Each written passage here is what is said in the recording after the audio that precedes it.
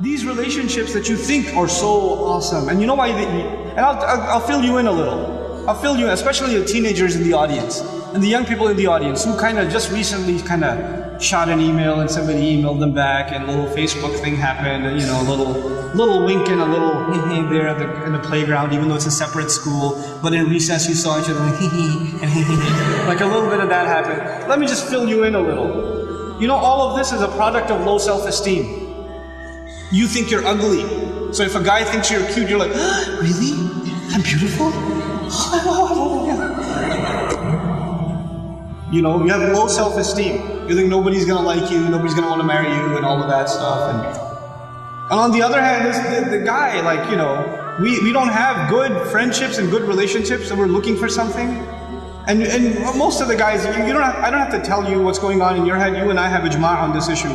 The things that go on in our head. There's no reason for me to explain all of that to you, But just because you have raging hormones and you're like daydreaming about girls and things like that, it doesn't mean that you're in love. It just means that you haven't controlled your temptations yet. And you're ruining somebody's life. You're ruining an entire family. You realize what you're doing? And you call it love? You tell me if she was like 50 pounds fatter, you still be in love?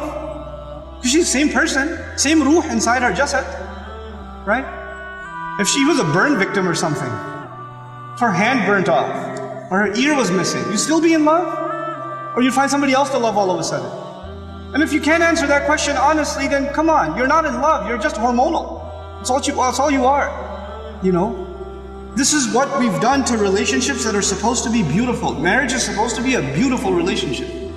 It's supposed to be a lifelong relationship. But because you're watching all of these models on TV and stupid women that are just throwing themselves at men and all this stuff, and you've developed this delusional concept of what it means to have love in your life. Delusional concept. Our deen came to free the world from this nonsense. To free it. Because we have a more mature understanding of what it means to have love in your life. I'm not saying you shouldn't marry someone you like, you should. You should be attracted to your future spouse. All of those things are fine. But there's a decency that you have to exhibit before then. And if you're okay with talking to a girl like that, you should be okay with somebody talking to your sister. You're okay with that too? Not if you have any ounce of decency left inside you. If you do, then this is how we have to end these things. And if you've been in that kind of relationship, or you're in one of those relationships right now, nobody knows. Only Allah knows, and you know. But I'm saying, and you're like, after today's lecture, I have decided I no longer want to be your friend. Don't even write that, because even then you're looking for a response. You're kidding yourself.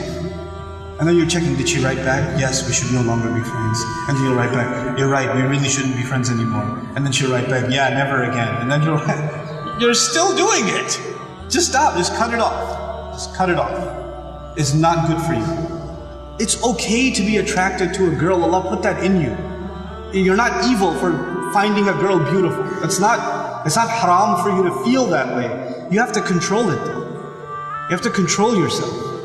Our deen teaches us self-control. And if you cannot exhibit self-control in one aspect of your life, you'll lose self-control in other aspects of your life.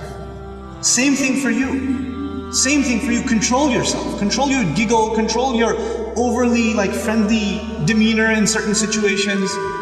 Don't be oblivious to, don't say we're just friends, or he's like a brother to me. If he ain't your brother, he ain't your brother. That's it. That's it. Either he's your brother, you share a mom, or he's not. And that's the end of it.